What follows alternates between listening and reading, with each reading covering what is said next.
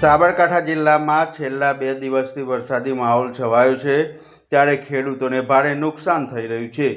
તમામ પાક પર કમોસમી વરસાદને લઈ પાણી ફરી વળતા ખેડૂતોની હાલત હાલ તો કફોડી બની હોય તેવું જોવા મળી રહ્યું છે। હવામાન વિભાગની આગાહી વચ્ચે સાબરકાંઠા જિલ્લામાં વરસાદી માહોલ છવાયો છે, ત્યારે છેલ્લા 2 દિવસથી કમોસમી વરસાદ વરસતા ખેડૂતોને ભારે નુકસાન વેઠવાનો વારો આવ્યો છે। હાલ ડાંગર, સોયાબીન, મગફળી, કઠોળ સહિતના શાકભાજીનું વાવેતર જોવા મળતું હોય છે, પરંતુ હાલ ડાંગર, મગફળી, સોયાબીન અને ડાંગર પાણીમાં તરબોળ થઈ ગઈ હોય તેવું જોવા મળી રહ્યું છે, જેને લઈને ખેડૂતોને ભારે નુકસાન થઈ રહ્યું છે। ખેડૂતોની હાલ તો માંગ ઉઠી છે કે સરકાર કંઈક મદદ કરે તો ખેડૂતો ફરી ઊભા થઈ શકે તેમ છે। મોંઘા ભાવના બિયારણો અને ખાતરોના પણ વળતર મળી શકે તેવી હાલ તો હાલત જોવા મળી રહી નથી। ખેડૂતોની હાલત કફોડી થઈ હોવાનું જાણવા મળી રહ્યું છે। સાબરકાંઠા જિલ્લામાં 2 દિવસથી વરસાદી માહોલ છવાયો છે। ડાંગરના ખેતરોમાં પાણી વળ્યા છે। કમોસમી વરસાદે પાકને નુકસાન કરેલું જોવા મળી રહ્યું છે। કમોસમી વરસાદ વરસતા ખેડૂતોની હાલત કફોડી બની છે।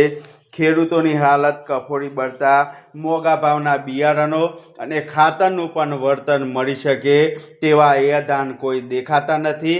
રાતા પાણીએ ખેડૂતોને રડવાનો વારો આવી રહ્યો છે।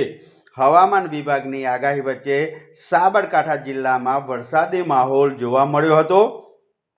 છેલ્લા 2 દિવસથી કમોસમી વરસાદ વરસતા ખેડૂતોને ભારે નુકસાન વેઠવાનો વારો આવ્યો છે। હાલ ડાંગર, સોયાબીન, મગફળી, કઠોળ સહિતના શાકભાજીનું વાવેતર સાબરકાંઠા જિલ્લામાં જોવા મળી રહ્યું છે, પરંતુ હાલ ડાંગર, મગફળી, સોયાબીન અને ડાંગર પાણીમાં તરબોળ થઈ ગઈ છે। આપ જોઈ શક્યા છો કે ડાંગરવાળા ખેતરમાં પાણી ભરાયેલા જોવા મળી રહ્યા છે। ખેડૂતોની હાલત કફોડી બની છે। રાતા પાણીએ રડવાનો વારો આવ્યો છે। કઈ કઈ જગ્યાએ વરસાદ પડ્યો, કેટલું નુકસાન? 3 દિવસથી સમગ્ર જગ્યાએ અત્યારે વરસાદ ચાલુ છે।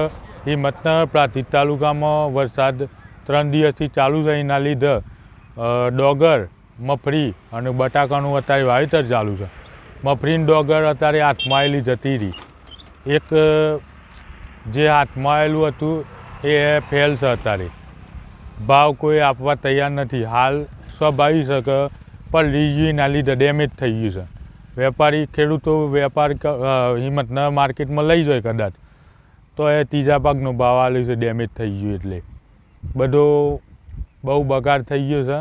પાણીમાં અત્યારે બધું તરી રહ્યું છે, અમારું ગોટ્યો કયો, ડોગર કયો, બધું, એટલે પરિસ્થિતિ બહુ ખરાબ છે। મજૂરોને પૈસા આપવા કેમ કરીને અત્યારે કોઈ હાથમાં આવે એવું નથી। પશુને ખાવા માટે જે અત્યારે ડોગરનો જે પૂર્યો હતો એ બધો પલળી ગયો, મગફળીનો જે ભૂકો હતો બધો પલળી ગયો, બધું જમીન લેવલ થઈ ગયું છે અત્યારે હાલ તો।